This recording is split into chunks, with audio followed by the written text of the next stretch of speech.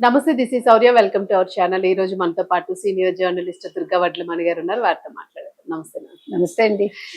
Ma'am, ఈ మధ్యన మనం చూస్తూ ఉన్నాం, బాగా వింటూ ఉన్నాము. ఏ ఇష్యూ వచ్చినా కూడా సనాతన ధర్మం అనే దాన్ని చాలా ఓవర్ ఇది చేస్తున్నారు అని అనిపిస్తోంది అని వింటూ ఉన్నాము.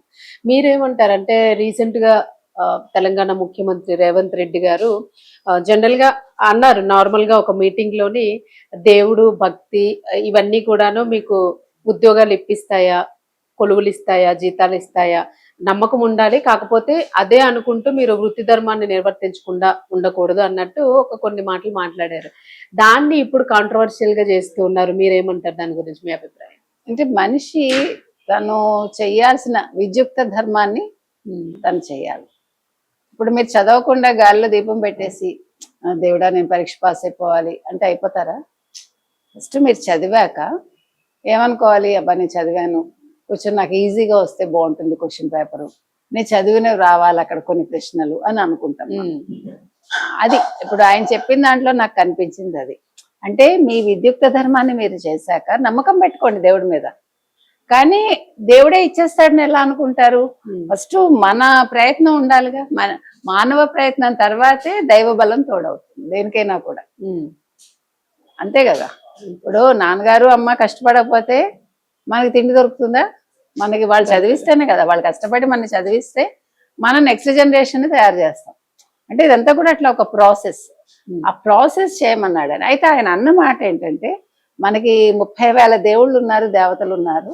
30,000 33,000 అని అడిగాడు ఆయన. అడిగి మనకి రకరకాల దేవుళ్ళు ఉన్నారు. పెళ్లి కాని వాళ్ళు ఆంజనేయుడిని పూజిస్తారు. అంటే వాళ్ళు మనోనిగ్రహం కోసం. మనోనిగ్రహం ఆంజనేయుడు కదా, మనోనిగ్రహాన్ని కలిగించేవాడు ఆంజనేయుడు. ఎందుకంటే ఆయన పెళ్లి చేసుకోలేదని ఒక ఇది మనకి హిందూ పురాణాల్లో చెప్తారు.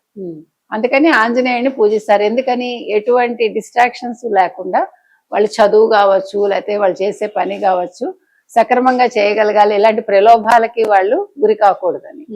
అదే విధంగా ఇద్దరు భార్యలు ఉండే దేవుళ్ళు ఉన్నారు మనకి, ఉన్నారు కదా, అందులో తప్పే ఉంది.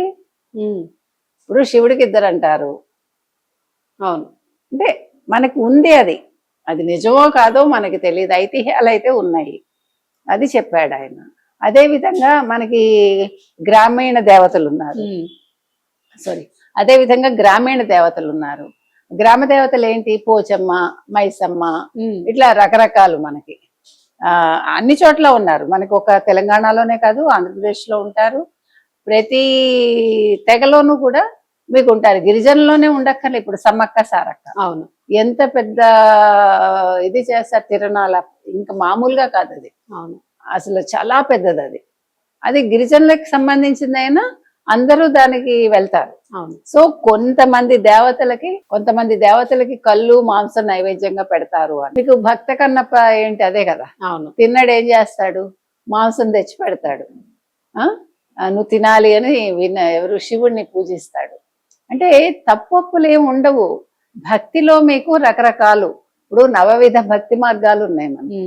అలాగా భక్తి మార్గాల్లో ఇప్పుడు పూజా విధానం తెలియని వాళ్ళు ఎలా చేస్తారు? స్నానం చేసి దేవుడి దగ్గరకు వచ్చి వాళ్ళు వండుకున్నదేదో అక్కడ పెడతారు. అవును, స్వామి నువ్వు ఆరగించు. పాల్కురికి సోమనాథుడు బసవ పురాణం చదివితే ఎంత అద్భుతంగా రాస్తాడంటేనండి, గొడగూచి అని ఒక చిన్న పాప, అమ్మాయి పేరు గొడగూచి. ఆ గొడగూచికి వాళ్ళ అమ్మా నాన్న చెప్తారు, మేము ఊరెళ్తున్నాము, వాళ్ళు ఏదో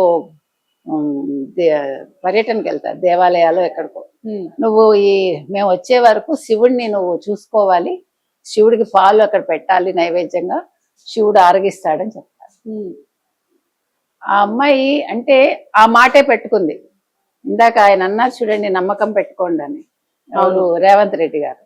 అమ్మాయి ఏం చేస్తుంది? పొద్దున్నే లేచి స్నానం చేసి ఆవు పాలు పితికి తీసుకొచ్చి మంచిగా కాచి ఎర్రగా దేవుడి దగ్గర పెడుతుంది. పెడితే తాగడు శివుడు. అదేంటి, అమ్మ నాన్న చెప్పారు నన్ను చంపిస్తారు, నువ్వు తాగపోతే ఎట్లా అని బతిమాలుతుంది అమ్మాయి. నీకేంటి ఇందులో ఏం నచ్చలేదు? పాలు సరిగా కాగలేదా నీకు? ఇంకా బాగా కాచాలా? లేదు నీకు ఈ పాలు సహించవా? ఇట్లా అన్ని ప్రశ్నిస్తుంది అనమాట. ఇంకా అమ్మాయి బాధ భరించడానికి శివుడు తాగుతాడు పాలు.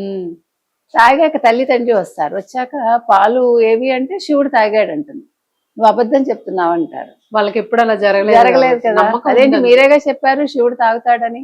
నేను అనేది మీకు భక్తి అనేది అలా ఉంటుంది. శివుడు అనే శివుడు కావచ్చు, మరొకళ్ళు కావచ్చు, తిన్నడి కథ తెలుసు మనకి, గొడగూచి కథ, ఇలా చాలా కథలు ఉన్నాయి. కాబట్టి ఆయన అన్నది ఏంటంటే ఒక్కొక్కళ్ళు ఒక్కొక్క విధంలో పూజిస్తారు. ఉమ్. మనకి ఇంతమంది దేవుళ్ళు దేవతలు ఉన్నారు కాబట్టి కొంతమంది వెంకటేశ్వర స్వామిని పూజిస్తారు. వెంకటేశ్వర స్వామి కూడా ఇద్దరు భార్యలనే అంటారుగా, అలమేల్మంగ పద్మావతి అని.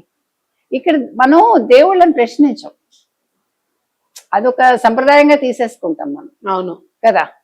కాబట్టి మీకు దేవుడు, భక్తి, దైవం ఇవన్నీ వచ్చేసరికి ఏమవుతుందంటే ప్రశ్నలు ఉండవు, నమ్మకం ఉంటుంది. అవును ఇక్కడ అదే చేశాడు ఆయన. అవును. ఆయన అన్న దాంట్లో నాకైతే తప్పు కనిపించలా. ఉమ్. ఆయన వ్యంగ్యంగా మాట్లాడలేదు, ఎందుకంటే ఆయన హిందువే. ఆయన ఈవెన్ ఎలక్షన్స్ ముందు దేవుడిని నమ్మాడు ఆయన. ఉమ్. అలా అనుకుంటే బారక్ ఒబామా ఆంజనేయ స్వామిని పట్టుకుని తిరగలే ఎలక్షన్స్ అవును ముందు, అవును ఒక హిందూ ఇచ్చాడని, ఒక ఇండియన్ ఇచ్చాడని. అవును. నమ్మకం అనేది అట్లా. ఇప్పుడు ఎందుకు మీకు ఈవిడెవరు రిలయన్స్ అధినేత అంబానీ భార్య నీతా అంబానీ, ఆవిడ పర్సులో ఎంతమంది దేవుళ్ళ బొమ్మలు ఉంటాయి, అవును. విగ్రహాలు ఉంటాయి, లక్ష్మీదేవి ఫస్ట్ ఉంటుంది. ఉమ్. అది నేను అనేది వాళ్ళ ఇక్కడ ఏమి కించపరచలేదండి, నాకు తెలిసి ఆయన కించపరచలేదు. కించపరచలా, నమ్మకం పెట్టుకోండి కానీ మీ విధిని మీరు నిర్వర్తించండి అన్నాడు ఆయన. అంతే నాకు కనిపించింది. పార్టీలో కూడా మేడం, పార్టీలోనే రకరకాల మనుషులు ఉంటారు. అది దానికి వస్తున్నా. ఆయన అన్నది ఏంటంటే దేవుళ్ళకే అలా ఉంది, ఇంకా కాంగ్రెస్ పార్టీ అనేది ఎంతో మంది కలయిక అది. ఇది ఒక ప్రాంతీయ పార్టీ కాదు, ఇక్కడ రకరకాల మనస్తత్వాలు ఉంటాయి, అందరినీ కలుపుకుంటూ వెళ్ళాలి అని జనరలైజ్ చేసి చెప్పాడు. ఓకే, మేబీ పార్టీతో కలపడం నచ్చకపోవచ్చు, నెక్స్ట్ టైం అలా మాట్లాడకపోతే సరిపోతుంది. కానీ ఆయన దేవుళ్ళ గురించి మాట్లాడిన దాంట్లో నాకు తప్పైతే కనిపించలే. మన విధానాలు అవే కదా. ఇప్పుడు మీరు గ్రామ దేవతలకి కళ్ళు పోసే వాళ్ళు ఉంటారు, తర్వాత రకరకాలు పూజలు అనేది మనం పూజించడం మానేయంగా ఒక్కొక్కరిని ఇష్టపడతారు అది అన్నట్టు చెప్పారు. మీరు వాళ్ళ సంప్రదాయాన్ని తప్పు పట్టారుగా. ఇప్పుడు నేను నిష్టగా చేశాను కాబట్టి నువ్వు నిష్టగా చేయాలంటే అది వాళ్ళ అలవాట్లు, ఆచారాలు, సంప్రదాయాలు ఉంటాయి. తర్వాత మీకు మీ పెద్దలు చెప్పే విధానాన్ని బట్టి మీరు చేస్తారు. ఇప్పుడు మా అమ్మ నన్ను చెప్పలేదు అనుకోండి, మా నాన్నగారు ఏం నమ్మేవాళ్ళు కాదు, ఆయన ఎప్పుడు పూజలు చేయలేదు. కానీ మాకెవరు నేర్పించారు, నాకు ఇష్టమైంది నేను పూజ చేసుకుంటా. మా అమ్మ చెప్పి చేయను, మా అత్తగారికి ఉంది అది అలవాటు, మా అమ్మ చేసుకునేది పూజలు. కానీ నువ్వు ఇలాగే ఉండాలని మమ్మల్ని ఎవడు ప్రెషర్ చేయలే. నేను అంటున్నది అది ఏది కూడా ప్రెషర్ చేయకూడదు, వాళ్ళ ఇష్టాన్ని బట్టి నచ్చితే చేసుకుంటారు అంతే.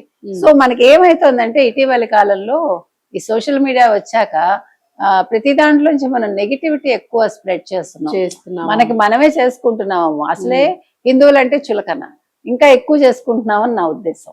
ప్రతి దాంట్లోంచి నెగిటివ్ కోణం కాకుండా ఒక పాజిటివ్ కోణం చూస్తే బాగుంటుందేమో అనేది నా ఉద్దేశం. ఆ ఒక్క విషయానికి పూర్తిగా సనాతన ధర్మాన్ని అవమానిస్తున్నారు. అసలు సనాతన ధర్మం ఒకటండి. సనాతన ధర్మం అంటే నేను చెప్పదలుచుకుంది ఏంటంటే మనకి వైదిక ధర్మమే ఉండేది. వైదిక ధర్మం అనేది దీనికంటే ప్రిమిటివ్, అది దీనికంటే ముందు ఉండేది. ఈ వైదిక ధర్మం వైదిక ధర్మంలో మీకు కావాలంటే మీరు గూగుల్లో కొట్టి చూసుకోండి, మన జీవన విధానం ఉంటుంది, మొత్తం అన్ని అందులోకి వస్తాయి, కర్మలు అన్ని వస్తాయి అందులో.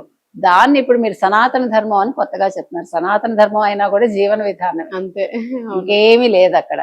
సనాతనం అంటే మనం ప్రాచీనమేమో ఏదో ప్రిమిటివ్ ఏమో కాదు, మీరు ఉండే విధానంలో ఇప్పుడు మీరు మీకు మీరే కొన్ని నియమాలు పెట్టుకుని దాన్ని పాటించండి అంతే.